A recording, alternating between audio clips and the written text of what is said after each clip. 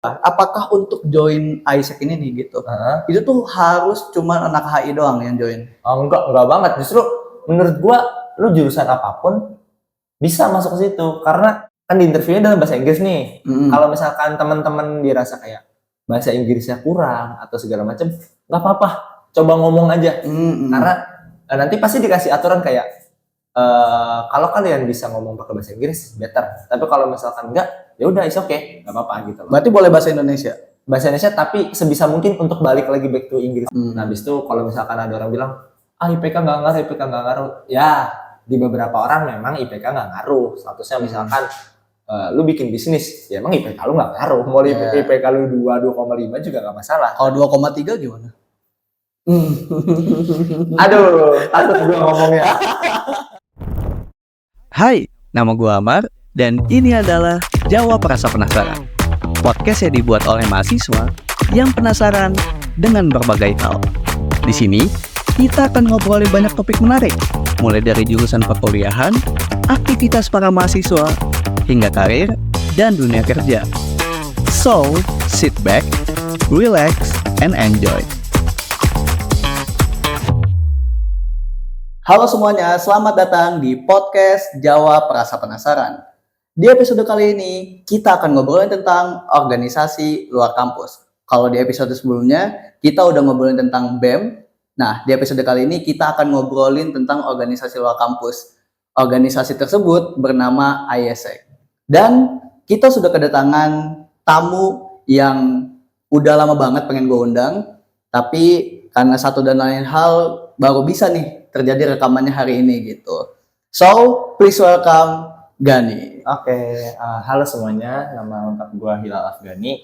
Lo boleh panggil gue Hilal atau Gani atau apapun itu. Nah, gue ini udah 2 tahun di ISEC, jadi waktu 2021 sampai 2023 akhir. Jadi 2024 awal gue demis lah bahasanya. Demis, ya, kelar lah gitu ya. Kan berarti lu sekarang semester 7 kan ya? Iya, berarti itu waktu di semester awal-awal ya berarti ya? Gue semester masuk itu semester 1, maksudnya semester 1 akhir. Jadi itu buat masuk kayak buat daftarnya gitu. Terus gue baru keterima resmi jadi member itu waktu gue semester 2 atau di 2022 awal. 2022 awal. Oke. Berarti emang lu masuk di ISEC ini atau ISEC ini tuh dari awal semester awal-awal ya? Betul. Oke. Nah, sebelum ngobrol lebih lanjut, gue tuh sebenarnya penasaran banget nih, ISEC tuh apa, kerjanya ngapain aja, apakah ini sebenarnya UKM ataupun apa gitu. Cuman sebelum ngobrolin itu lebih lanjut, sebenarnya gue tuh penasaran sama apa itu ISEC gitu. Nah, jadi kan ini dulu ya, latar belakangnya dulu kali ya. Jadi gue itu kebetulan emang waktu ngampus, gue join organisasi juga. Cuman kebetulan organisasi yang gue join itu emang organisasi di dalam kampus nih kan. Jadi gue tuh belum pernah punya experience join organisasi yang ibarat kata luar kampus lah gitu, bisa dibilang gitu. Kan gue joinnya BEM nih kebetulan waktu itu kan. Makanya ketika mendengar atau waktu gue riset tentang organisasi luar kampus tuh ada apa aja sih gitu. Nah, salah satu yang waktu gue riset paling banyak muncul itu ISEC tuh, ISEC, Student ex-CEO segala macam gitu-gitu kan. Nah, makanya gue ajak lo ngobrol di sini, gue emang pengen ngepoin nih tentang ISEC itu sendiri gitu. So, sebenarnya ISEC itu apaan sih Dan gitu? Oke. Sebenarnya ISEC itu sebuah organisasi kepemudaan yang base-nya itu ngebahas tentang leadership. Ini tentang kayak biasanya mengembangkan bagaimana sih leadership dalam diri anak-anak muda gitu kan. Didirikannya itu memang pasca Perang Dunia Kedua waktu itu sama orang-orang, gue lupa dari mana, memang dari jatuhnya luar negeri lah, dia base-nya base awalnya itu dari luar negeri, yang mana mereka ini percaya bahwa dengan ini anak muda bisa lah untuk kayak kita ini saling mengenal, untuk kemudian dengan tujuannya itu peace gitu kan, karena waktu itu kan kondisinya pasca perang. Nah, habis itu nanti mungkin teman-teman bisa baca lagi, ada informasi lebih lengkap secara detail lah, karena gue juga waktu itu udah lama banget ya, udah jadi agak lupa. Udah demis lumayan lama juga ya. Lumayan lama juga, udah hampir 1 tahun gue demis. Intinya seperti itu, jadi intinya adalah organisasi kepemudaan yang base-nya leadership gitulah. Ini kan berarti organisasi yang fokusnya emang di leadership nih Iya, gitu. betul. Dan lu tadi mention kalau misalkan organisasi AIESEC ini tuh udah ada lama banget tuh Iya. dari pasca Perang Iya. Dunia Kedua kan. Iya. Gitu. Berarti ini tuh emang awal base-nya itu emang di luar negeri aja atau emang dari awal tuh udah ada di Indonesia itu sendiri kan? Nah, awalnya memang base-nya di luar negeri.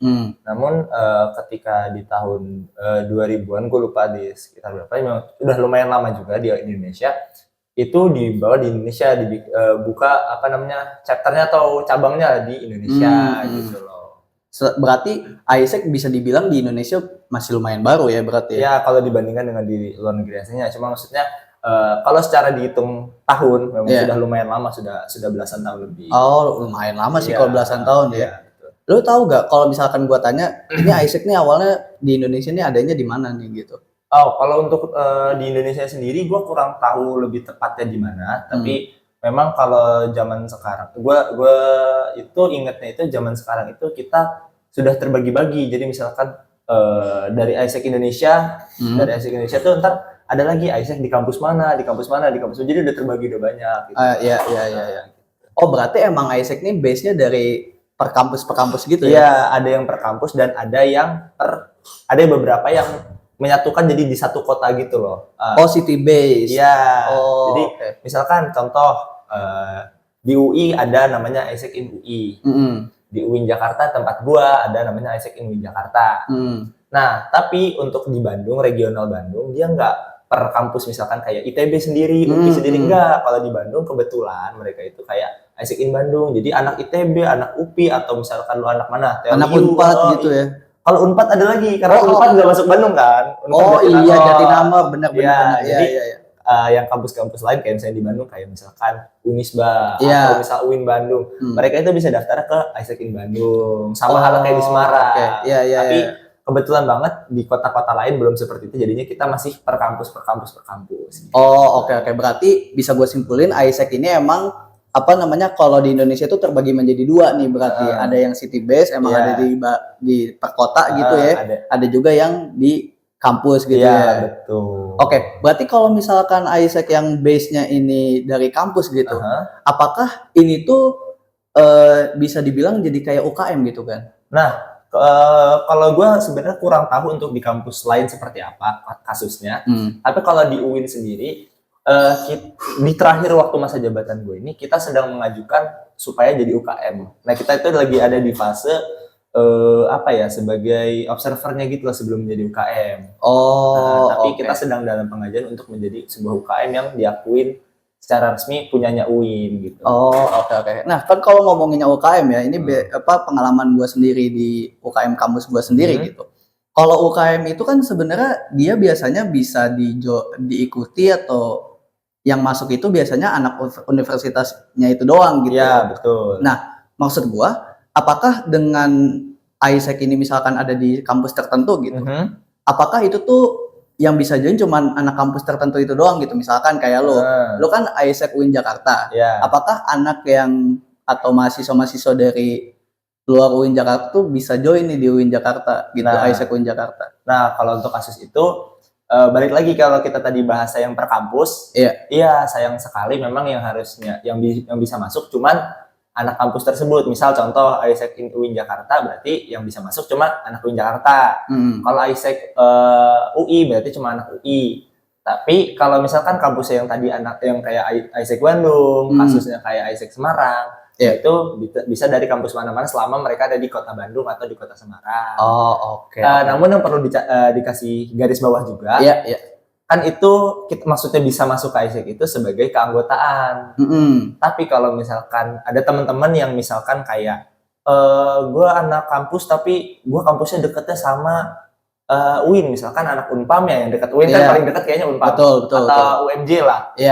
Memang kalau secara keanggotaan nggak bisa ikut UIN, nggak bisa ikut AIESEC UIN, tapi kita teman-teman bisa ikut kayak program-programnya. Misalkan nanti ada program apa kita bikin kayak misalkan kayak program volunteering atau kita bikin program apa, ntar teman-teman bisa join. Gitu. Berarti emang di AIESEC ini dia itu emang ngebuat program-program yang emang buat umum gitu ya, bisa diikuti oleh mahasiswa-mahasiswa ataupun dari mana aja gitu ya. Tapi kalau misalkan event-event yang kayak emang diadakan untuk umum gitu nih. Misalkan lo Isaac Win Jakarta bikin event yang bisa volunteer-nya itu dari luar kampus gitu.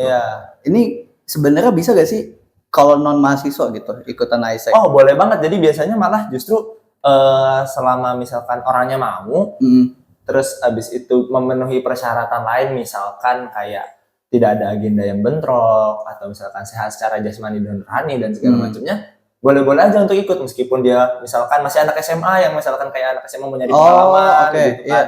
Atau misalkan yang baru lulus pengen nyari pengalaman dulu sebelum kerja, itu boleh banget. Biasanya ada program-program yang dikhususkan bisa itu. Nanti ada persyaratan tertentu yang diatur tergantung dari programnya masing-masing. Oh, ngerti. Berarti nggak cuman mahasiswa doang ya yang bisa ikutan program atau volunteernya Isaac ini ya, tapi anak SMA pun bisa ikutan kalau misalkan mau bisa gitu. Oh, oke. Berarti opportunity untuk orang-orang emang untuk join ini lumayan luas juga ya, bisa dibilang gitu ya. Untuk ikut program kita luas banget emang. Iya. Oke. Nah, gue sebenarnya agak lebih bahas lebih lanjut tentang yang keanggotaan itu tadi. Cuman itu kayaknya ntar aja deh gitu. Gue pengen tadi kan kita ngomonginnya tentang Isaac itu apa sih gitu. Tadi gue udah nanya beberapa pertanyaan yang emang itu tuh bisa menjawab Isaac itu apa gitu. Nah, dari yang gue simpulin obrolan kita tadi, Isaac kan ini organisasinya itu emang untuk mengembangkan skill leadership gitu kan. Betul. Nah, maksud gue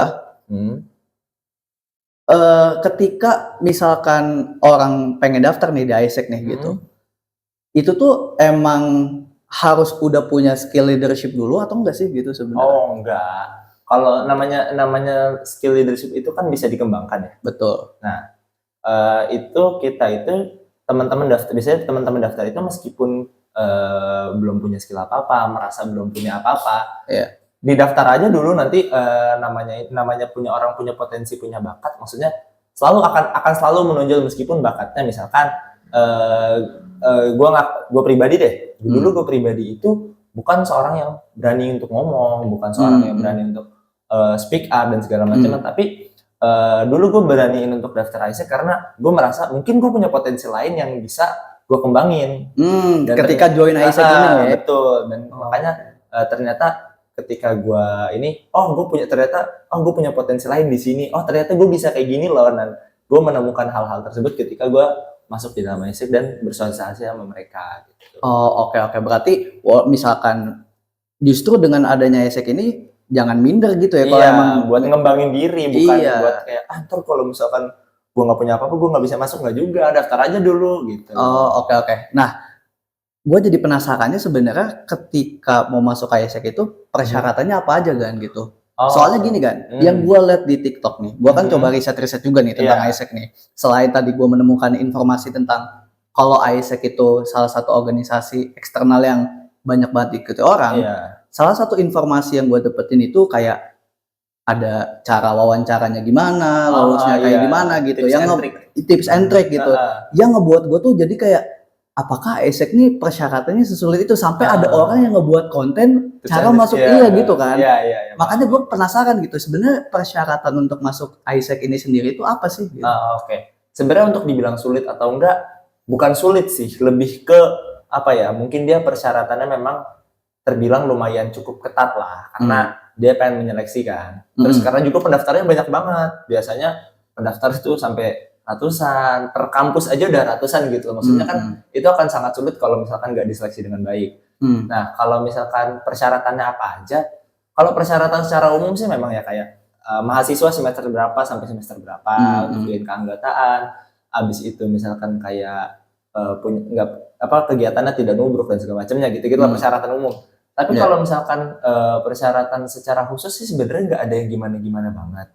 Mungkin teman-teman lebih ke dilancarin kayak gimana untuk pede. Coba aja untuk ngomong maksudnya kayak untuk ngomong di dalam diskusi, untuk coba misalkan kayak ngelihat kira-kira kalau misalkan ada permasalahannya, problem solvingnya mungkin lebih diasah supaya nanti ketika di proses seleksi itu bisa lebih mudah untuk menjawab pertanyaan. Oh, oke. Biasanya tipe-tipe pertanyaan yang ada di proses seleksi Isaac tuh kayak gimana kan? Gitu? Nah, kalau sebelum bahas pertanyaan, tipe-tipe pertanyaan, mungkin kita mungkin aku pengen jelasin dulu soal kayak gimana sih alur masuknya mungkin kali ya.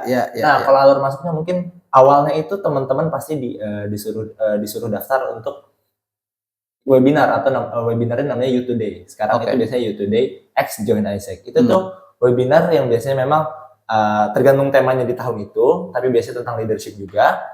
Terus di sesi keduanya nanti menjelaskan tentang AIESEC itu apa, AIESEC itu ngapain aja, habis itu kira-kira programnya ada apa aja, di dalam AIESEC ada divisi apa aja yang kira-kira teman-teman bisa masuk ke dalam situ. Nah, ketika teman-teman udah selesai ikut webinar, nanti nama-nama teman-teman itu bakal dimasukin ke dalam grup-grup. Grupnya itu buat sebuah LGD. LGD itu adalah leaderless group discussion atau kayak sebuah grup diskusi yang jangan ada yang dominan banget lah, bukan dominan secara kayak ngomongnya banyak, bukan, tapi lebih ke kayak tidak perlu untuk memerintah dan segala macamnya, tapi memang kayak diskusi kayak teman aja, kebayang. Ketika diskusi itu ntar dikasih sebuah permasalahan, dikasih satu atau dua permasalahan, di mana nanti teman-teman sama satu kelompok lainnya itu dikasih waktu berapa inian untuk mendiskusikan bagaimana masalah tersebut, problem solvingnya seperti apa, dan segala macamnya, dan itu dilakukan dalam bahasa Inggris. Berarti salah satu hal yang emang harus dimention juga atau diperhatiin juga sama teman-teman yang mau join AIESEC nih, kemampuan bahasa Inggris ya. Betul, tapi jangan minder, meskipun teman-teman kira-kira belum jago bahasa Inggris, nggak apa-apa, ngomong daftar dulu aja, nanti di sana juga ngomong dulu aja, yang penting karena kita melihat usaha teman-teman, apakah teman-teman itu mau untuk berusaha lebih baik, seenggaknya berusaha ngomong pakai bahasa Inggris itu udah bagus.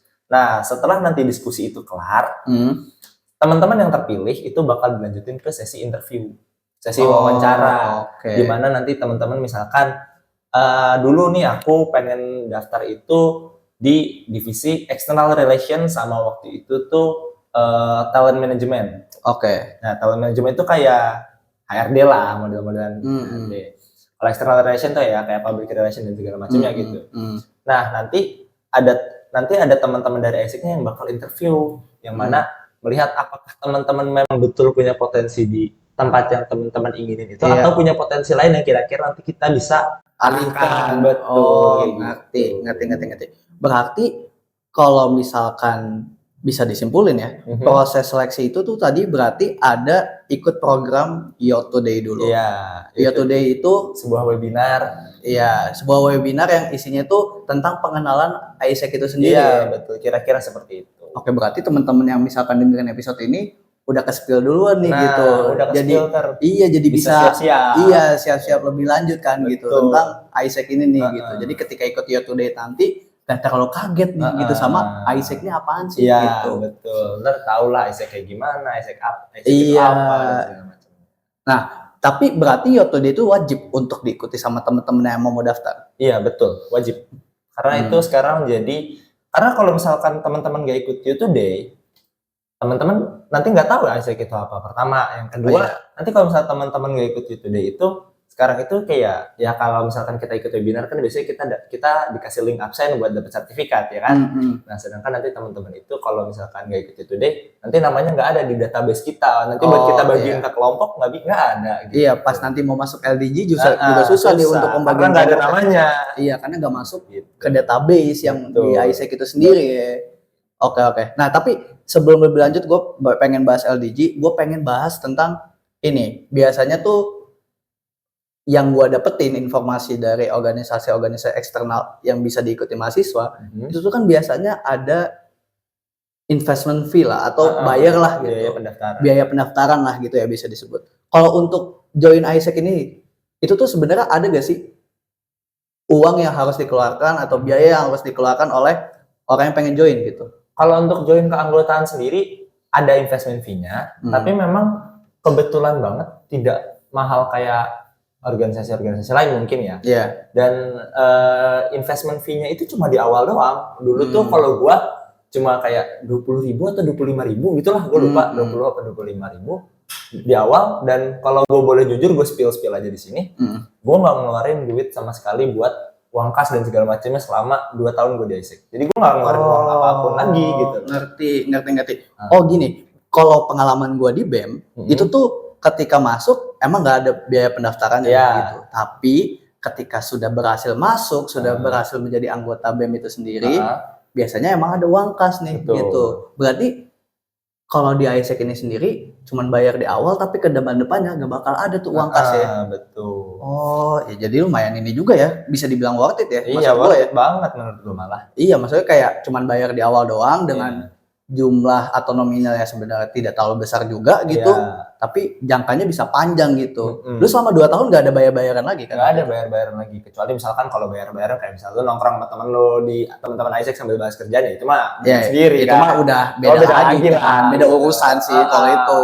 Tapi kalau misalnya untuk keurusan organisasi gue nggak ngeluarin sepeser pun sih. Wah, worth it sih sebenarnya ya. Oke. Balik lagi ke LDG nih. Kan setelah ikut Year Today, namanya masuk ke database, nanti dibagi per kelompok buat diskusi. Iya. Nah, yang didiskusikan di LDG ini, itu tuh apa, Gan? Misalkan ada sebuah permasalahan organisasian lah, atau misalkan pokoknya dikasih sebuah problem, nah dilihat itu gimana caranya teman-teman problem solvingnya, dan teman-teman itu gimana caranya itu teman-teman itu bersosialisasi dengan teman satu kelompoknya, dan gimana caranya, mungkin nanti ada beberapa yang kayak encourage temennya untuk berpendapat gitu kan. Namanya kalau misalkan gue nggak kenal lu, misalkan kita nggak kenal nih, kita tiba-tiba dimasukin sebuah grup berdiskusi, kan canggung kan. Nah biasanya itu kita tuh sangat mensupport orang-orang yang kayak berani ngomong duluan, terus kayak ngajak coba kayak kalau gue sih pendapatnya begini, kalau misalnya pendapat tuh kayak gimana, kayak mensupport teman-temannya untuk coba ayo ngomong gitu loh. Iya. Kita sangat mengapresiasi orang-orang yang seperti itu. Oke. Berarti tadi kan lu nge-highlight problem solving nih ya, disolusikan, yang didiskusiin gitu. Berarti ini tuh langsung ngediskusiin problem solving dari misalkan lu daftar divisinya apa, lu langsung diskusi tentang misalkan di divisi ini ada masalah begini, itu solvingnya gimana gitu. Kira-kira seperti itu, atau misalkan gue lupa sih kalau untuk pertanyaan detailnya waktu di grup diskusi ya, tapi biasanya di grup diskusi itu lo dikasih pertanyaan itu yang modelan kalau misalkan ada masalah kayak gini, kayak di sini permasalahannya kayak gini dengan situasi kayak gini, kira-kira lo bakal ngapain gitu. Nah nanti lo diskusi sama teman-teman lo. Berarti itu topik diskusinya mau udah dibagiin sama tim ISEC juga ya. Nanti udah disiapin per kelompok masing-masing, ada ada materinya masing-masing. Oke. Nah, berarti kan yang didiskusiin kurang lebihnya adalah tentang problem-problem yang akan didapati ketika lo join divisi ini gitu. Ya, misalkan di divisi apa ada masalah apa, kira-kira kayak gimana sih masalah solvingnya kayak gimana gitu kan.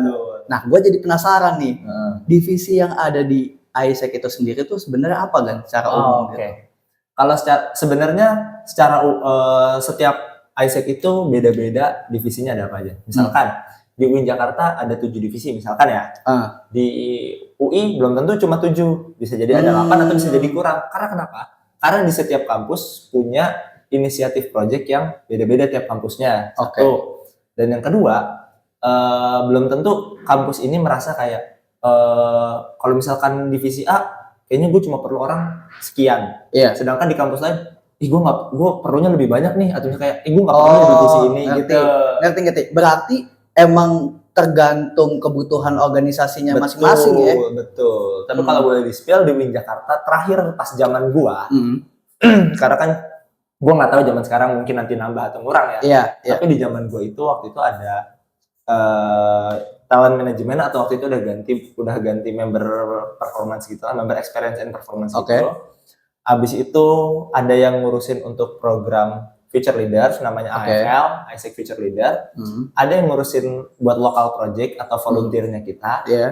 Ada divisi External Relation.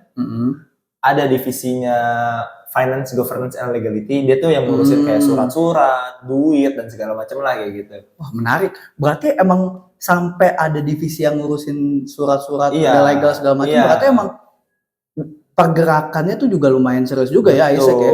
Dan terakhir ada divisi Brand and Marketing. Dia yang ngurusin brand kita, marketingnya seperti apa dan macam kayak gitu. Waktu lu Nah, lu masuknya divisi mana kan? Kalau gua dulu di brand and marketing. Brand and marketing. Iya, 2 tahun gua di brand marketing. Oh, divisi brand and marketing itu apa tuh? Divisi brand and marketing itu kita yang ngurus gimana kita ngejaga brand Isaac itu kita sendiri dan gimana caranya kita memasarkan produk-produk sama project-project kita ke luar. Misalkan kita yang tadi gue sebutin, udah gue sebutin dikit kayak tadi feature leader, ada local project. Terus habis itu kan kalau namanya oprek kan join Isaac tadi kan itu oprek gitu ya. Kalau oprek itu kan pastinya kita harus promoin ke semua orang juga kan. Betul. Nah, kita itu juga termasuk tugas kita. Oh, ngerti. Berarti emang fokusnya divisi lo tuh handling brand sama marketing itu tadi ya. Jadi produk-produk yang emang dihasilkan oleh Isaac ataupun ketika pengen oprek, lu nih yang handling gimana caranya brand tersebut atau oprek tersebut informasinya bisa sampai ke banyak orang nih. Betul. Gitu. Mungkin konsepnya mirip sama kalau di ini tuh kayak PDD lah. PDD. Betul. Kalau di organisasi yang kayak ini ya, kalau dalam kampus tuh PDD bisa dibilang. Iya. Nah, lu ngomongin tentang brand nih tadi kan. Divisi lu kan brand. Brandnya Isaac itu sendiri tuh apa tuh selain tadi Yacht Today? Oh, projectnya maksudnya? Oh iya, projectnya ada apa aja gitu? Oh, kalau project kita tuh ada, jadi kita tuh ada namanya project sama produk. Produk itu mungkin agak sulit untuk dijelaskan karena itu tuh nanti ada penjelasan lengkapnya itu jujur dulu gue pas zaman gue jadi member, gue baca penjelasan itu kayak ini apaan? Ngangong-ngangong pusing anjir gitu kan. Iya. Gitu. Terus tapi untuk gampangnya lah mungkin gue jelasin aja semuanya lah. Jadi ibaratnya ini tuh hal-hal yang apa yang kita buat di Isaac itu lah. Nah, ada namanya Isaac Future Leader. Kalau Future Leader hampir semuanya ngerti mungkin kan kayak sebuah bootcamp, terus itu tentang soft skill atau hard skill dan segala macam dikembangin gitu kan selama sebulan. Kalau di Isaac Future Leader selama sebulan. Habis itu ada lagi local project. Local project tuh mungkin kalau di luar kayak volunteer. Kayak volunteer mungkin kayak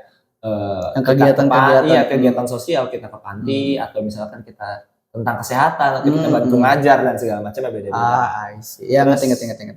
Kalau Youth Today itu biasanya sekarang digabungin sama Join Isaac yang tadi itu buat webinar itu. Terus nanti ada lagi kayak misalkan intern di luar negeri. Wow, atau misalkan lu volunteerin di luar negeri, itu ada lagi gitu. Oh, berarti produknya kayak cuman AFL ataupun local project doang ya? Banyak. Tapi ada volunteering sampai ke luar negeri berarti. Betul. Apakah itu di semua Isaac kampus ada program itu atau cuma tertentu aja? Kurang tahu sih kalau untuk di semua kampus ada atau enggak, karena gue lihat waktu terakhir zaman gue, karena waktu zaman gue itu fase transisi. Karena habis COVID kan nggak semua kampus langsung berani buat buka. Gue langsung keluar negeri lagi terus Tapi waktu gue lihat sih waktu itu udah lumayan banyak yang berani untuk bikin kayak keluar negeri lagi. Karena sebelum COVID memang udah normal untuk kayak magang di luar negeri atau kerja di luar negeri. Tapi pasca COVID itu agak susah. Ini kan. Namanya juga transisi gitu. Betul. Dari yang awalnya harus stay at home, sampai akhirnya boleh berkegiatan normal lagi di luar gitu ya. Itu yang agak susah jadinya.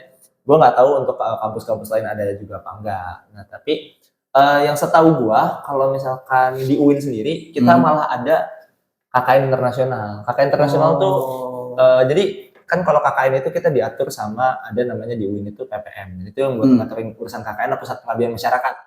Nah kebetulan Isaac itu kerjasama sama PPM untuk mengadakan program KKN di luar negeri. Oh, I see. Oke. Jadi misalkan nanti KKN di mana yang KKN itu selain menggunakan program UIN, dibalut juga sama ada program-program dari Isaac itu sendiri supaya berjalan bareng. Ngerti. Berarti ibarat kata ada collaboration di dalamnya ya gitu.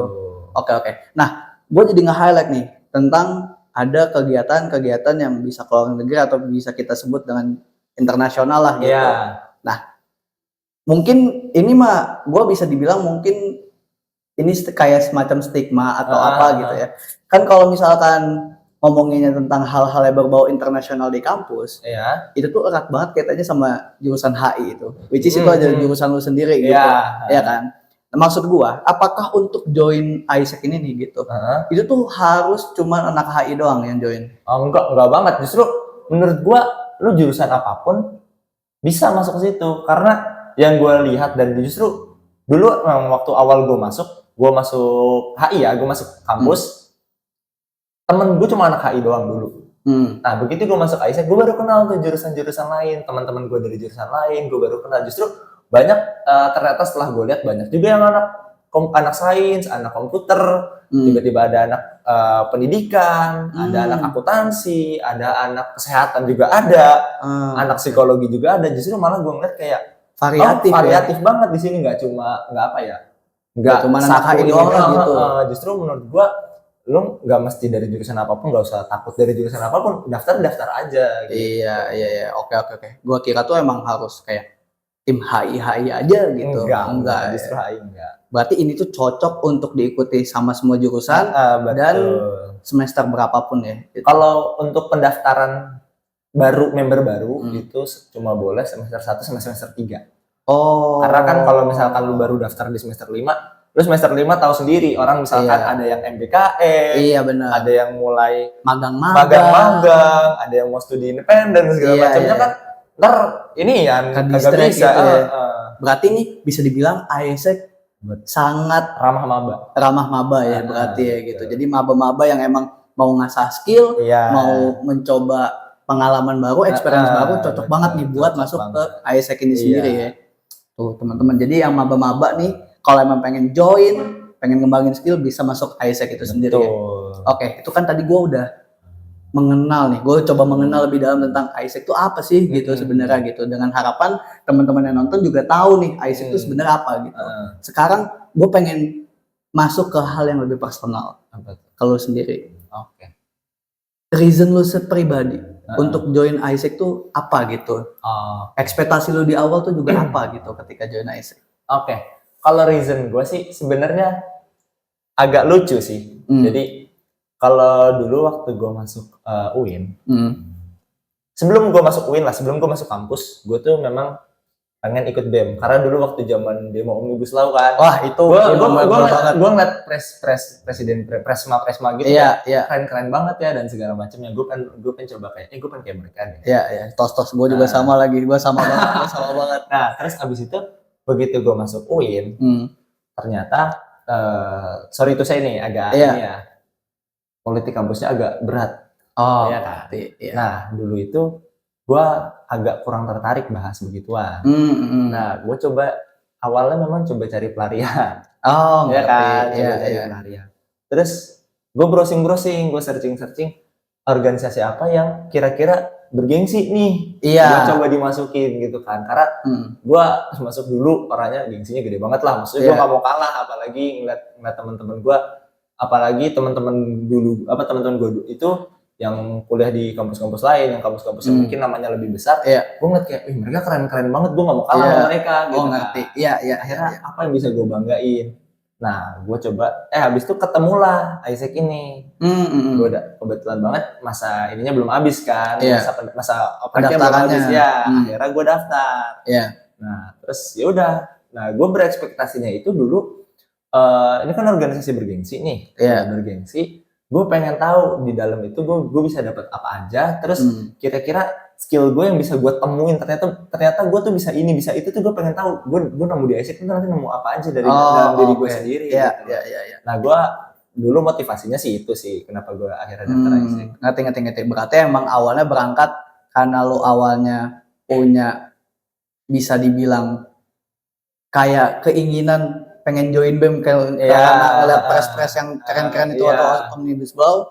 Cuman karena satu dan lain hal akhirnya kayaknya nggak bisa deh gue join BEM gitu. Belum bisa waktu itu kan. Akhirnya shifting nih. Betul. Join ISEC gitu. Cari pengalaman lain. Dengan ekspektasi yang lo harapkan tadi. Sebenarnya ekspektasi yang lo harapkan dari ISEC itu sendiri apa kan? Nah kalau ekspektasi itu tadi sih gue ngeliat kayak ini kan organisasi bergengsi. Kira-kira mendevelop apa buat diri gue gitu loh. Terus abis itu juga abis itu nanti ketika di maksudnya kan pasti gue dalam 2-3 semester kemudian gue juga merasa kayak gue bakal magang, terus nanti gue juga bersosialisasi teman-teman lain, kira-kira apa yang bisa gue banggain dari diri gue dan apa yang bisa gue bawa ke dunia profesional gue nanti gitu loh.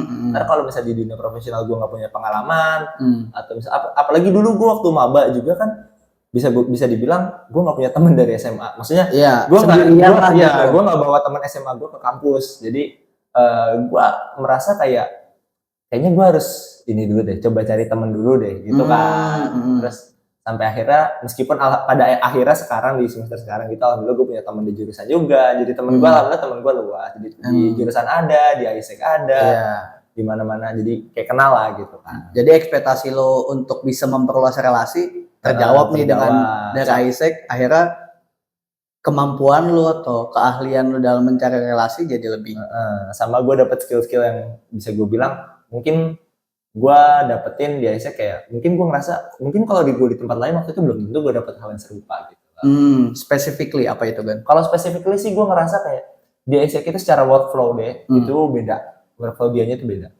Kenapa workflow dia beda itu kayak lu tuh bener-bener dituntut untuk punya responsibility sama apa yang lu kerjain. Misalkan lu kerjaannya as a marketing deh kayak gue, as a marketer kayak gue. Lu bakal di-track dengan rajin sama atasan lu. Kayak sign up-nya sekarang sudah berapa? Progresnya apa? Ada kendala apa? Butuh apa dan segala macam. Lu tuh di-tracking dengan baik dan benar-benar lu tuh misalkan di-tracking itu lu nggak bisa nanti kayak ntar dulu deh kak gini enggak. Kalau bisa lu harus kelarin ya secepat itu karena kalau lu numpuk makin banyak ntar kerjaannya. Oh ngerti. Berarti emang sistem deadline-nya juga lebih ketat banget ya? Lebih ketat dan lebih rapi sih bisa gue bilang. Tapi bukan yang gue rasa bukan yang stressful karena selama kita ngerjainnya kayak happy dan segala macam kan pasti nggak stres kan. Terus juga kebetulan dari tadi yang bagian divisi gue bilang ada yang ngurusin member experience itu, yang bagian HRD-nya itu, mereka itu juga ngebuatin program-program supaya kita tuh nggak stres-stres amat gitu. Kita kayak bikin kayak program meeting bulanan yang dikemas dengan fun, atau misalkan nanti dia bikin kayak gathering kayak modelan gathering. Iya, kebayang yang biasanya program-program tersebut yang ngebuat organisasi bisa jadi lebih kompak, lebih bonding juga, dan akhirnya dengan bonding ya bagus bisa menghasilkan. Iya betul, setuju. Tapi ini kan kalau ngomonginnya tentang organisasi kan sering banget nih stigma yang ada di organisasi itu. Kalau lu join organisasi, lu harus siap-siap rapat sampai malam. Nah, gue gak bilang semua organisasi kampus kayak gitu ya, tapi maksud gue, apakah di ISEC tuh stigma itu tuh ada gitu? Kalau di ISEC ini, gue lihat kalau secara secara umum nggak ada sih. Jadi misalkan ya, kita ada rapat mingguan sama rapat bulanan lah. Kalau di rapat mingguan itu biasanya cuma per divisinya aja. Dari rapat bulanan baru satu organisasi. Rapat besar lah. Rapat besar. Iya. Sejauh yang gue lihat, paling lama itu biasanya dari abis Isya sampai sekitar jam 9:30. Dan itu biasanya kita laksanain pakai Zoom. Jadi lu udah di rumah, lu udah santai, lu udah di kosan, lu nggak kepikiran kayak, ntar gue pulang malam dan segala macam. Nggak, lu nggak kepikiran kayak gitu. Iya. Nah, tapi di waktu-waktu tertentu, misalnya di padet-padetnya, misalkan ada kayak tadi oprek gitu kan, kerjaan lagi banyak-banyaknya nih, kan pasti ada aja bagian-bagian yang lebih sibuk, maksudnya disibukkan dengan kegiatan yang lebih, lebih hektik dari sebelumnya lah gitu. Sebelumnya ada bagian-bagian yang sebelumnya mungkin ya hektik tapi nggak sehektik itu, tiba-tiba jadi lebih hektik. Biasanya rapat dikelarin jam 9, misalkan jam 9 atau jam 10, kelar. Habis itu kita lanjut lagi sama working hour. Working hour itu maksudnya gimana? Lu sambil kerjain kerjaan lu, misalkan yang ada yang bagian desain, dia sambil bikin desain poster buat besok atau segala macam, atau misalkan as a marketer pengen bikin sebuah attraction offline atau bikin kayak bikin open booth gitu-gitu kan, open booth gitu-gitu kan. Nah, itu kita mau bikin acara buat besok, kita ngurusin acara dan segala macamnya. Itu tapi kita sambil santai. Maksudnya kita ngerjain itu tapi sambil santai, mungkin lu mau sambil makan atau lu di kamar mau jungkir balik yang penting kerjaan lu kelar gitu lah. Iya. Tapi kalau ada working hour gitu biasanya nanti kalau misalkan yang ada urusan lebih dulu atau misalkan udah ngantuk dan segala macam udah berat banget lah, itu lebih santai bisa cabut duluan dibandingkan kalau rapat kan kita nggak enak nih buat cabut duluan kan. Nah, akhirnya makanya kita diganti jadi kayak misalnya jam 9 atau 9:30 rapat udah kelar, terus diganti working hour. Terus kalau rapat juga kita bukan rapat yang kayak berdebat atau misalkan kayak ngasih materi panjang segala macam. Enggak. Justru biasanya cuma di setiap rapat, nah lucunya di ISEC itu kita punya culture, setiap rapat itu nanyain, misalkan kayak ada pertanyaan kayak ice breaking lah di awal sama di akhir, namanya itu kayak apa ya dulu gue lumayan, apa sih gue dulu namanya tuh gue lupa. Jadi tapi intinya semacam ice breaking. Iya, gitu. Tapi di awal dan di akhir. Jadi di awal tuh misalkan kayak ada pertanyaan, lu hari ini ada cerita apa? Atau misalkan kayak coba spill makanan favorit lu apa dan kenapa, kayak gitu. Pertanyaan-pertanyaan santai karena untuk pertama ngebuat bonding, sama yang kedua mungkin kalau misalkan itu kan kita kadang kita punya sambatan apa gimana, kita pengen ngedumel tapi kita bingung mau ngedumel ke siapa. Nah, Isaac itu culture-nya begitu, jadi kita bisa sambat sama teman-teman, ngedumel sama teman-teman. Terus habis itu, nah ketika sebelum rapat itu dimulai, nah habis rapat itu dimulai, rapat itu dibikin secara cepat dan efisien. Mulai kira-kira ada materi yang perlu disampaikan nggak satu. Kalau misalkan ada materi yang perlu disampaikan, ya udah disampaikan, kelar disampaikan langsung laporan. Kalau nggak ada materi yang disampaikan, ya udah langsung laporan dari subdivisi A, B, C, udah kelar. Kira-kira butuh apa, bantuan apa, dan abis laporan langsung dikasih tahu CTA atau call to action-nya, maksudnya kerjaan besok lo apa sih, kerjaan nanti lo apa. Nah, dikasih call to action, deadline kapan, udah kelar. Jadi dibikin seefisien mungkin supaya anak-anak tuh nggak ngantuk, nggak capek, nggak kelamaan ngomong gitu. Jadi kayak gawe gitu. Oke. Gue kebayang. Tadi tuh sebenarnya gue pengen nanyain tips and trick rapat efisien, cuman dengan jawaban lu tadi itu sebenarnya udah menjawab itu semua ya. Gimana caranya? Ya udah kalau rapat tuh laporan. Kalau misalkan ada yang perlu diperbaiki, ya nggak usah kebanyakan. Iya. Gak usah banyak cacicu segala macam gitu ya. Sayangnya kan mungkin yang kalau rapat sampai malam, gue nggak tahu ya, tapi kalau rapat sampai malam biasanya kan banyak cacicu, atau misalkan ada gawain disuruh gawain sekalian pas rapat, kan itu kelamaan. Nah itu tadi sebenarnya gue sebagai orang yang pernah di organisasi, gue sangat kontra sekali dengan mengerjakan sesuatu sambil rapat gitu. Khususnya karena gue lumayan ngerti juga tentang apa yang dikerjakan sama bagian PDD, biar kita relate juga nih obrolannya.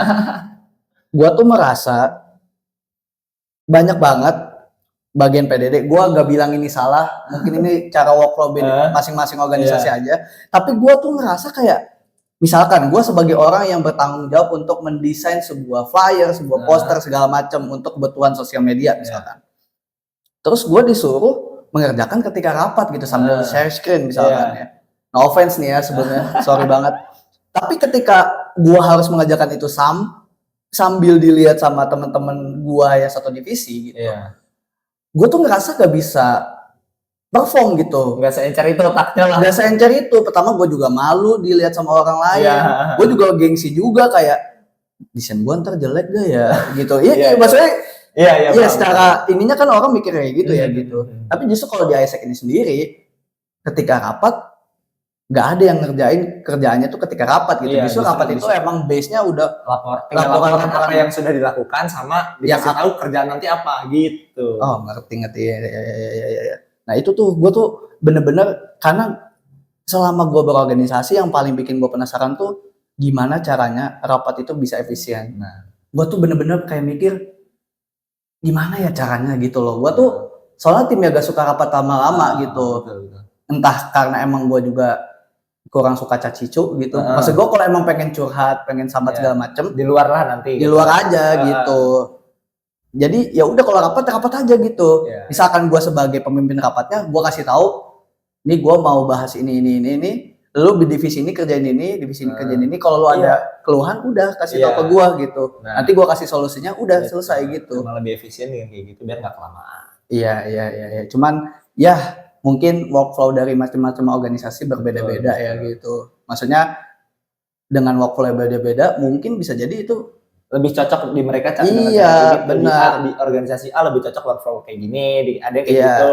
Iya. Tapi ini kan, lu kan tadi nyinggung banget tentang workflow yang bagus di ISEC. Dan gue percaya untuk bekerja itu pasti pakai tools yang emang ngebuat efisien lah gitu. Entah pakai tools, kalau buat productivity kan biasanya pakai Notion atau pakai apapun itulah ya gitu. Kalau untuk di ISEC sendiri gitu, tools yang biasa dipakai untuk kerja tuh apa aja gitu?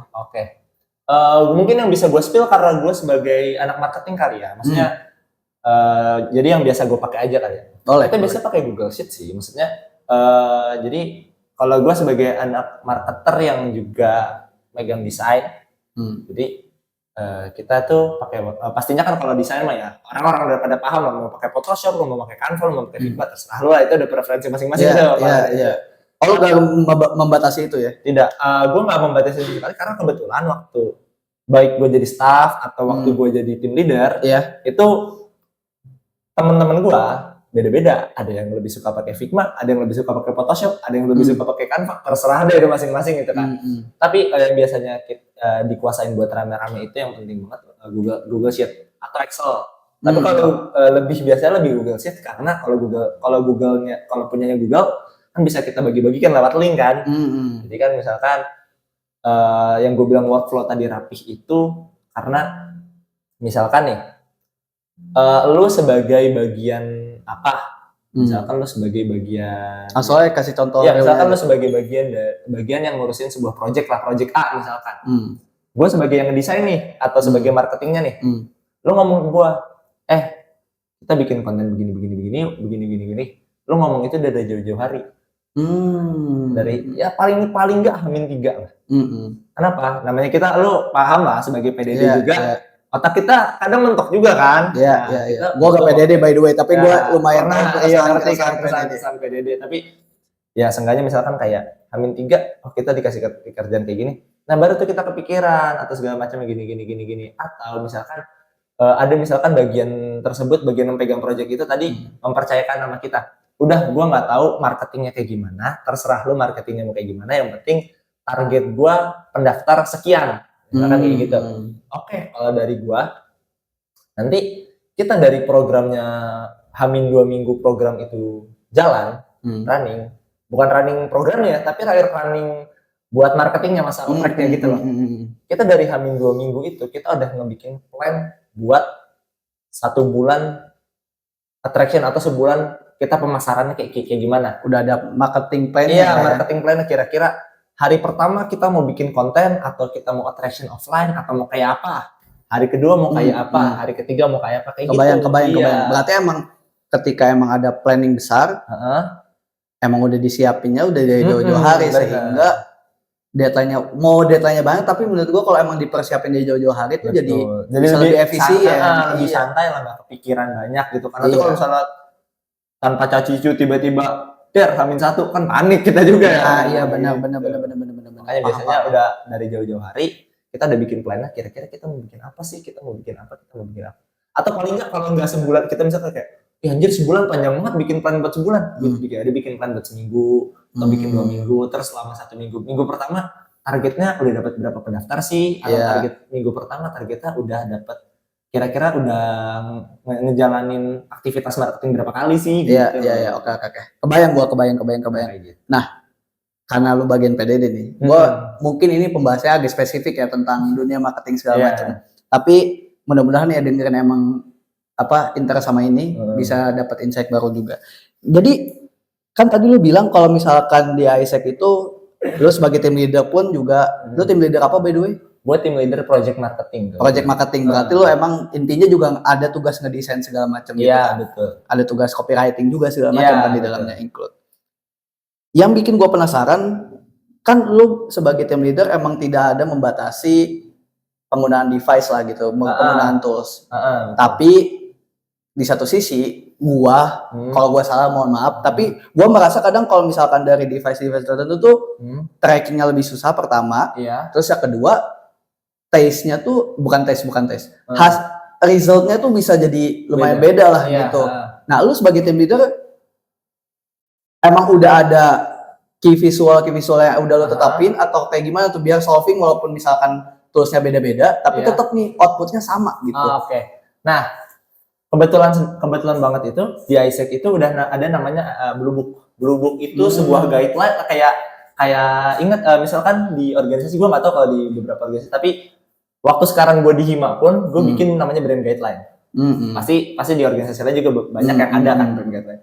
Nah itu tuh ISEC itu namanya Blue Book, itu dia udah ngejelasin misalkan kalau lu bikin konten tentang project A warnanya apa, main color kita itu biru.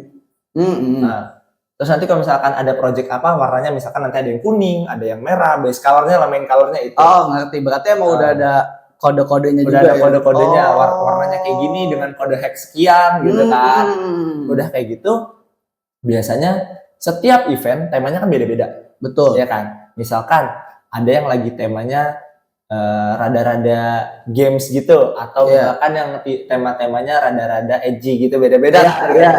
Iya. Nah, tugas gua sebagai tim leader itu, ketika bagiannya si project ini, misalkan project A, bagian yang ngurus project A ngasih projectnya ke gua, lu marketingin ini ya, gua percaya nama lu, yang penting target sekian. Nah, tugas gua itu adalah gua ngebuat key visualnya kayak gimana, ntar kira-kira elemen apa aja yang perlu dipakai di situ. Habis itu misalkan kayak nanti contoh desainnya tuh begini loh gitu kan gitu. Gua udah bikin, nanti gue floor ke teman-teman gue kayak yang satu bagian, misalkan nanti begini pakai elemennya ini, lu mau ngedesain di mana, lu mau ngedesain pakai apa, mau pakai HP, mau pakai laptop, mau pakai tab, terserah lu. Yang penting nanti hasilnya kira-kira seperti ini, boleh beda tapi jangan jomplang gitu. Misalkan kadang kan ada yang temanya, ada orang yang suka temanya tuh simple, ada yang suka temanya rame, ada yang ada yang suka UI UX, ada yang sukanya simple ala-ala kayak quote-quote gitu. Ngerti. Taste-nya beda-beda. Nah, makanya gue biasanya kalau tes itu masing-masing, tapi gue lebih gimana caranya supaya nggak jomplang. Satu, berarti lu sebagai barriernya gue bikin barriernya kira-kira kayak gini loh batasannya. Terus abis itu, setelah itu di ISEC juga ada yang namanya brand filtering. Maksudnya brand filtering itu apa sih? Kayak kalau brand filtering itu misalkan lu bikin konten nih, gue sebagai yang filternya nih, lu masukin ke Google Sheet. Pas di Google Sheet udah muncul, ntar gue ngecek nih, lu bilang ke gue misal kayak, Gan, udah ada ya di pakai bahasa Inggris ya, laporannya? Enggak juga. Kalau udah di dalam itu. Kalau bahasa Inggris mah karena emang gue jaga-jaga pertama, karena banyak yang, karena kan organisasi awal kita kan di Inggris, di luar negeri kan, jadi kayak base-nya bahasa Inggris, dan kita bakal kemungkinan besar dan sering banget ngobrol sama anak ISEC yang dari luar negeri. Jadi namanya kalau kita latihan komunikasi juga udah susah gitu kan, berbahaya. Nah, gue tertarik sama ya luar negeri, tapi lanjutin brand filtering dulu. Nah, tadi filter itu begitu udah dimasukin ke Google Sheet, gue bilang ke gue, kan Google Sheet-nya udah ya, gue buka. Nanti misalkan gue meriksa copywriting-nya udah bagus belum? Nata paragrafnya udah bagus belum? Habis itu logonya udah bener belum? Logo, habis itu kita ada campaign di bawahnya, misalkan campaign apa, itu udah bagus atau belum? Terus kita lihat captionnya udah rapi belum? Ada typo nggak dan segala macam, itu kita periksa. Gitu. Ya. Supaya nanti hasilnya nggak jomplang dan nggak minus lah ibaratnya. Gitu. Ya, berarti inti yang paling ngebuat walaupun toolsnya beda-beda tapi hasilnya bisa sama adalah dengan bantuan brand guideline dan juga brand filtering itu tadi ya sebenarnya ya.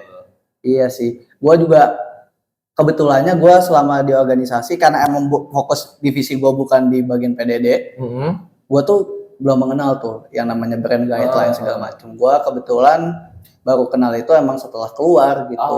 Jadi ketika ngedenger brand guideline, emang sepenting itu ya ternyata gitu. Penting, karena kan tiap orang palanya beda-beda, isi palanya beda-beda. Iya benar. Itu yang bisa menjadi patokannya begini nih gitu. Benar. Apalagi kan kadang yang paling suka diperhatiin tuh kadang warna gitu ya. Kadang warna. biru sih sama-sama biru tapi birunya beda. Nah, iya ada itu. yang biru muda, biru tua ya. Nah, itu kan bisa dibatasi kesalahan tersebut dengan adanya brand guideline tadi kan sebenarnya gitu kan. Terus jenis copywriting-nya pun juga ada gaya penulisannya segala macam kan kalau di brand guideline itu tadi. Gimana caranya supaya disamakan tulisannya kayak gini lah, habis itu gambarnya kayak gini gitu. Iya, ngerti. Oke, kita udah ngebahas tentang tools, gue tadi pengen lanjut ngebahas tentang yang luar negeri itu tadi. Itu tuh kegiatan lu emang selain tadi ada local project yang biasanya volunteer, terus ada AFL juga, future leader, sebenarnya itu sesimpel kayak workshop, bootcamp yang entah itu untuk hard skill ataupun soft skill. Ada juga program yang pertukaran yang diskusi sama yang magang di luar negeri. Magang luar negeri juga. Habis itu kayak KKN di luar negeri, habis itu ya yang gitu-gitulah. Nah, gua tuh penasarannya kan tadi lu ada kesempatan bakal ketemu sama community ya dari luar negeri gitu. Itu tuh ketika apa kan kesempatan tersebut? Misalkan kalau kesempatan untuk misalkan nih lu bukan orang yang ikut program volunteer luar negeri atau magang luar negeri. Lu misalnya bukan orang yang ikut itu. Lu misalkan member biasa lah. Kalau member biasa yang kayak gue mungkin orangnya jarang ikut program-program luar negeri gitu, hampir gak pernah, gue gak pernah malah. Nah kita itu ketemu orang luar negeri itu biasanya ketika mereka coba ngadain visit, maksudnya visit ini bukan datang ke sini ya, tapi sebagai apa ya, mereka online lah. Waktu itu kan zaman ini kan transisi kan tadi gue bilang online. Jadi mereka itu kayak mungkin kita sama-sama sharing nih, gue punya masalah, gue di kayak gini kondisinya di misalkan waktu itu gue sama India, misalkan sama orang yang Isaac India. Di India kondisinya begini nih, kalau di Indonesia kayak gimana, kita sambil cerita, sharing-sharing, kenalan, terus habis itu ada permasalahan apa, dan kita coba ngobrol lah, maksudnya kita gitu lah, sharing-sharing. Berarti sama kayak studi banding ya bisa dibilang. Modelannya mirip studi banding, cuman biasanya itu kan dulu via online. Iya, ngerti. Oke, berarti emang bisa dibilang mirip sama studi banding, cuman bedanya ini bisa akses sama community dari luar negeri juga gitu kalau Isaac itu tadi. Dan biasanya community-nya sesama Isaac juga, karena kan Isaac kan sebar di banyak negara kan. Iya. Kayak tadi lu bilang di awal tadi kan. Berapa negara sih kan by the way? Setahu lu? Wah, banyak sumpah. Gue tahu itu banyak. Maksudnya kayak di Korea ada, di Southeast Asia aja banyak kan. Maksud gue di Malai, di Vietnam, di Thailand, terus di India aja ada, di UK aja ada. Kayak gue sebenarnya kurang tahu sih kalau sebanyak apanya. Iya, specifically sebanyak apa mungkin. Iya. Kebayang. Tapi ini kan apa namanya? Kalau tadi kan ngebahasnya bisa ketemu sama community dari luar negeri itu ketika emang ada acara semacam studi banding itu tadi kan.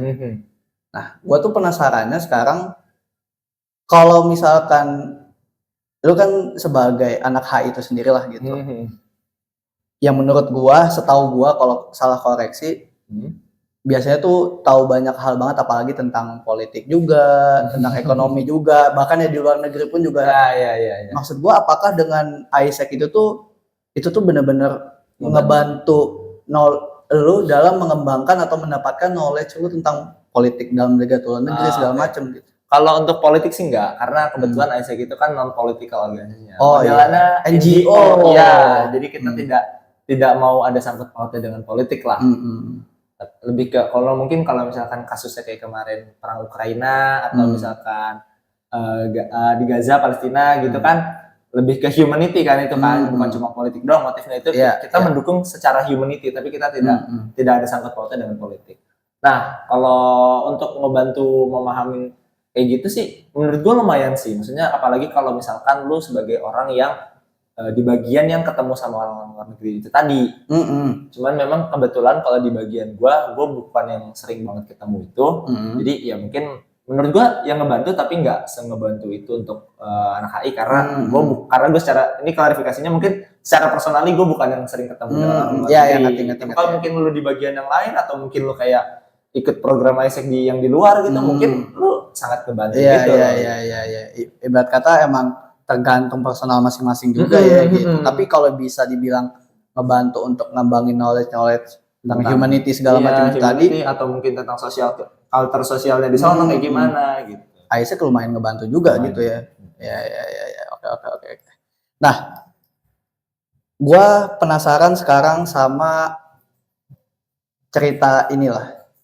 Lu ada gak kalau gua tanya pengalaman atau satu cerita yang paling memorable banget selama lo di Isaac itu? Oke, sebenarnya tuh kalau pengalaman sih gua waktu jadi kayak gimana ya? Kalau gue waktu jadi member itu, karena gue mungkin waktu jadi member gue nggak apa ya, karena gue masih baru gitu kan, terus jadi gue belum kalau namanya member itu lu nggak megang kerjaan serumit itu memang kan, namanya juga staff biasa gitu kan. Karena waktu gue jadi staff itu, jadi member itu di tahun pertama, gue justru ngerasa pengalaman gue itu bukan di profesional kerjaannya itu, tapi gue lebih kayak gue dapat teman-teman baru yang waktu itu sampai sekarang pun kita tetap akrab gitu. Gue senang punya teman-teman kayak mereka. Nah habis itu waktu itu tuh kayak kalau waktu jadi staff itu kayak lu tau gak sih bikin konten terus engagementnya rame, itu pasti senang banget kan? Iya betul. Nah waktu tiba-tiba FYP, tiba-tiba FYP, habis itu atau bikin konten yang fits gitu kan IG, tiba-tiba likes-nya banyak dan segala macam, itu gue senang banget zaman dulu. Terus waktu gue jadi team leader, itu gue pengalaman yang gue merasa bersyukur banget itu waktu gue nanganin sebuah project, ya itu tuh jujur gue ngerasa projectnya berat. Bukan proyeknya berat sih, tapi marketingnya berat karena gue bukan dulunya waktu di tahun pertama itu gue bukan anak yang bener-bener marketer, karena gue lebih ke mungkin kalau zaman dulu kayak PDD beneran PDD murni gitu, jadi kayak gue cuma megang konten. PDD murni gitu. Iya benar. Kalau misalkan ya gue ngerti ada yang PDD terus ada yang bagian marketing juga. Iya. Nah kalau dulu waktu gue jadi tahun pertama itu gue cuma PDD-nya doang, bener-bener cuma kayak gue ngedesain. Iya. Nerima brief aja, terus ngedesain sesuai itu. Tugas gua itu gimana caranya naikin engagementnya ke akun, bukan engagementnya event kan? Iya. Nah pas gua tahun kedua, tiba-tiba gua pas gua apply buat lanjut lagi di tahun kedua, dimutasi lah ibaratnya bahasanya. Iya. Jadi marketer, gua nggak punya pengalaman marketer yang bagus gitu kan. Dan gue orangnya juga malu, gampang maksudnya kayak bukan yang pede banget gitu loh. Iya. Akhirnya gimana caranya?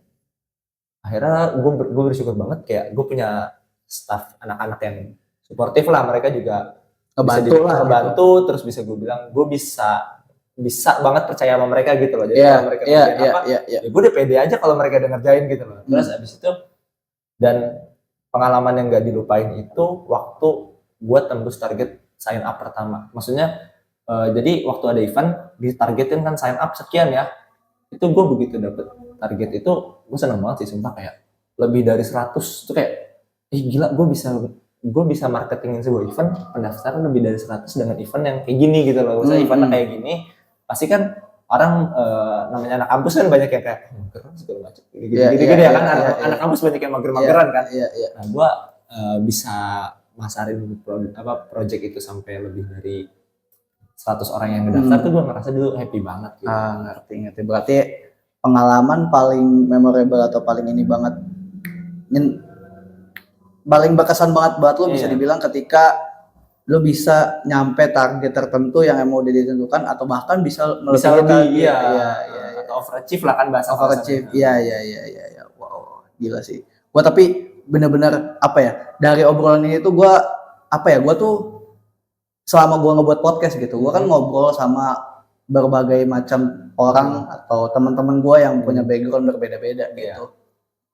Dan ketika ngedenger cerita lo ini tuh ngebuat gua jadi pengen mencoba ada di lingkungan tersebut gitu.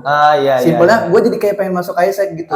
Entah kenapa kok seru juga ya gitu. Apalagi gue ngerasanya kalau gue pribadi skill bahasa Inggris gue juga masih belum terlalu bagus lah gitu. Gue yakin ketika misalkan gue bisa dikelilingi sama teman-teman yang emang punya kemampuan itu juga, apalagi juga lingkungannya positif, bisa berdampak baik buat gua gitu loh. Cuman sayangnya sekarang udah semester tua, mending fokus lulus lah ya. Fokus lulus aja deh gitu. Kayak ya udah gitu, susun skripsi aja lah gitu. Tapi maksud gua buat teman-teman yang misalkan emang baru gitu masih maba gitu kan, kayak kalian coba lah, mumpung masih maba, kesempatan masih banyak gitu kan. Daftar aja di mana, maksudnya ya kalau misalkan kalian tertarik dengan ISEC, coba daftar ISEC, atau misalkan kalian tertarik sama yang lain coba aja daftar, nggak usah takut ini takut itu gitu loh. Iya, coba aja gitu, hal baru lah gitu. Kayak ngapain gitu, kayak takut kayak cuman kuliah pulang. Gua gak pernah menyalahkan itu ya, cuman maksud gua kayak kalau lu punya kesempatan, emang bisa gitu ya udah gitu. Toh itu dapat kerjaan, dapat segala macam juga bisa dari relasi kan gitu. Dengan lu join organisasi juga memperluas relasi lo segala macam kan, bisa dibilang gitu. Tapi kalau misalkan memang lu dirasa kurang mampu, misalnya kayak lu capek banget, apalagi misalkan rumah lu jauh gitu kan, ya nggak apa-apa, mending kuliah capek lu sakit, repot lagi urusannya. Ujung-ujungnya kan harus fokus sama diri sendiri juga gitu loh. Tapi nggak ada salahnya kalau emang misalkan bisa, ada kesempatannya, dicoba aja lah gitu. Toh baik juga kan sebenarnya. Selama positif mah coba aja. Iya, ya mau ISEC ataupun organisasi lain juga gak ada salahnya lah gitu. Yang penting tahu goals lo tuh mau kemana gitu kan. Betul. Kalau misalkan emang dirasa kurang cocok sama goalsnya, boleh cari yang lain gitu. Iya. Oke. Nah, terakhir nih Gan, gue pengen tanya sama lo gitu. Mungkin tadi sebenarnya lo agak ngejawab ini sih, cuman gue pengen ada pertanyaan ini lagi, biar lebih spesifik lah gitu. Oke. Tips and trick buat masuk ISEC itu apa aja? Oke. Mungkin yang tadi gue bilang di awal kali ya, itu lebih ke coba ikutin progresnya di awal dulu, kayak ikutin webinarnya, coba dengerin kakak-kakaknya kira-kira ngomong apa aja sih dan segala macamnya. Nanti ketika masuk LGD, cobalah untuk kayak kalian itu coba untuk berdiskusi, untuk kayak coba cari problem solvingnya. Nggak mesti problem solving yang harus perfect ya, maksudnya kayak ya namanya belajar kan. Tapi namanya leaderless, cobalah untuk untuk berdiskusi, ngajak teman-temannya tanpa berusaha mendominasi. Jadi kayak ya udah ajak teman-temannya untuk ngobrol, tapi jangan sampai kalian kayak merasa kayak kalian itu paling keren di situ, jangan. Kayak humble aja, tapi coba kayak coba kalau misalkan lu opini lu kayak gimana, jangan kayak coba si dia aja gitu aja, jangan dilempar-lempar kayak gitu. Berarti emang harus pintar-pintar ngebuka diskusi ya gitu, ngajak orang buat into sama topik yang didiskusikan. Terus habis itu misalkan nanti udah lolos dari grup diskusi itu, yang dari LGD itu berarti tahap terakhir banget kan? Itu tahap kedua. Nanti habis dari LGD itu lu di interview sama kakak-kakak dari ISEC. Semuanya bakal di interview gak ya? Yang lolos dari LGD. Oh, berarti penyaringannya dari LGD ya. Terus nanti begitu lu udah di interview. Nah, kalau dari interview kan di interviewnya dalam bahasa Inggris nih. Kalau misalkan teman-teman dirasa kayak bahasa Inggrisnya kurang atau segala macam, nggak apa-apa, coba ngomong aja. Karena nanti pasti dikasih aturan kayak kalau kalian bisa ngomong pakai bahasa Inggris better, tapi kalau misalkan enggak, ya udah, is okay, nggak apa-apa gitu loh. Berarti boleh bahasa Indonesia? Bahasa Indonesia, tapi sebisa mungkin untuk balik lagi back to Inggris. Ngerti. Lebih ibarat kata persentasenya lebih banyak pakai bahasa Inggris ya. Iya, misalkan nanti ada istilah yang kayak teman-teman nggak biasa ngomong kayak Inggris ini apaan, nggak apa-apa buat bahasa Indonesia, tapi coba untuk balik lagi ke bahasa Inggris. Oke. Ya. Gua paham. Apa gua join ISEC aja kali ya sekarang? Oh, udah tua. Udah lulus dulu. Oke. Nah, kira-kira kan saran lu buat siapapun yang dengerin inilah gitu, secara umum lah gitu, bagi yang mungkin mau join ISEC ataupun mahasiswa secara umum lah gitu. Kira-kira apa nih buat mereka? Kalau buat maba sih ya, gue lebih buat maba sih ya. Coba mumpung kalian masih semester awal, kesibukan kalian belum banyak, coba cari pengalaman dulu. Terserah kalian mau cari pengalaman di organisasi apa, di mana, maksudnya cobalah cari pengalaman dan kira-kira di mana diri kalian cocok. Itu untuk buat semester awal kan. Terus yang sama jaga nilai.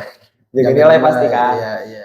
Nah, nanti ketika kalian udah mulai semester 4, semester 5, itu kalian udah mulai coba cari magang gitu kan. Jadi biar apa ibaratnya ya, kalian itu udah dapat pengalaman organisasinya di awal, jadi begitu nanti semester 5 kalian nggak kepikiran lagi gue belum coba organisasi, tapi gue udah magang dan segala macamnya. Jadi nanti kalian kelabakan gitu. Mungkin bisa gue bilang timeline-nya di awal-awal coba cari pengalaman biasa, nanti begitu udah semester 5 pertengahan coba magang, nanti begitu udah semester 7, semester 6, semester 7 kalian udah mulai bisa nyusun tuh. Mana tahu sebelum semester 7 udah sempro kan, kayak ada teman-teman gue beberapa yang semester 6 udah sempro gitu kan. Habis sempro udah semester 7 tinggal nyusun skripsi, mana tahu dia bisa lulus lebih cepat gitu kan. Iya. Berarti tahu arahnya mau kemana dulu. Tahu arahnya kemana, bikin timeline-nya kira-kira kayak gimana. Jangan ngaret-ngaret lah kalau bisa gitu. Dan yang paling penting tetap jaga nilai. Betul. Karena banyak banget tuh stigma-stigmanya yang bilang kalau organisasi pasti nilainya kecil gitu. Juga. Tapi banyak kan yang bilang kayak gitu. Iya, banyak yang bilang, tapi maksudnya balik lagi ke personality-nya, lu bisa jaga akademik lu apa enggak. Nah, habis itu kalau misalkan ada orang bilang, IPK nggak ngaruh. Ya, di beberapa orang memang IPK nggak ngaruh. Statusnya misalkan lu bikin bisnis, ya emang IPK lu nggak ngaruh. Mau IPK lu 2,5 juga nggak masalah. Kalau 2,3 gimana? Aduh, takut gue ngomongnya. Aduh. Oke. Nah, tapi kalau misalkan kalau misalkan lu yang tipikal orangnya, gue mau kerja di instansi apa, kan biasanya ntar ada persyaratan, IPK minimal sekian, IPK ntar nggak bisa masuk, nggak bisa daftar. Iya, benar-benar. Berarti emang IPK juga dijaga. Ya nggak ada salahnya juga kan kalau organisasi bagus, nilai pinter bagus, juga iya, gitu kan. Iya. Justru ketika lo emang akademika bagus, siapa tahu bisa memberikan impact yang banyak juga gitu buat orang lain di organisasi lo kan. Gitu. Bisa ngajarin bisa juga. Ngajarin temen atau misalkan ngebantu lah. Jadi lingkungannya positif juga kan sebenarnya gitu, seru juga gitu. Oke kan, thank you banget udah ngobrolin banyak hal tentang ISEC. Tentang ISEC, terus juga udah ngobrolin tentang banyak banget lah gitu, yang dari A sampai Z lah gitu ya. Dari yang awalnya lo join ISEC tuh karena punya keinginan pengen kayak press di Omnibus Law, sampai akhirnya pengalaman lo berjalan di ISEC itu sendiri lah gitu, yang banyak banget. Dan menurut gue jujur ini pembicaraan yang menarik banget lah gitu. Gue juga jadi belajar banyak, jadi tahu juga lah gitu. Oke, kira-kira kalau misalkan ada teman-teman nih gitu yang pengen tanya-tanya lebih lanjut gitu, mungkin emang masih kurang puas nih dengan dengerin podcast ini gitu, pengen tanya-tanya lebih lanjut sama lo, bisa ditanya-tanya di mana nih? Kalau mau nanya tentang pertanyaan-pertanyaan yang kira-kira bisa dijawab personal gitu kan ya, kalian boleh reach IG aja, cari aja Afgani_Hilal. Oke, di IG, atau misalkan kalian cari aja di LinkedIn Syahid Hilal Afgani, itu nama lengkap gua. Tapi kalau misalkan kalian pengen pertanyaan yang lebih detail tentang ISEC, kalian boleh langsung tanya ke ISEC Indonesia aja sih di IG-nya pasti ada. Oke. Paling gitu. Oke, teman-teman, itu aja mungkin untuk episode kali ini. Thank you udah dengerin sampai sini, dan jangan lupa untuk selalu dengerin podcast kita di Spotify dan juga Noise. Di Spotify namanya Jawab Rasa Penasaran, di Noise namanya Jawab Rasa Penasaran. Dan jangan lupa untuk selalu ikuti sosial media kita, karena di situ akan ada berita-berita terbaru di Instagram dan juga TikTok. Di Instagram namanya Jawab Rasa Penasaran, di TikTok juga namanya Jawab Rasa Penasaran. Thank you udah dengerin sampai akhir, dan bye. Thank you guys. Thank you Gan, udah datang Gan. Thank you.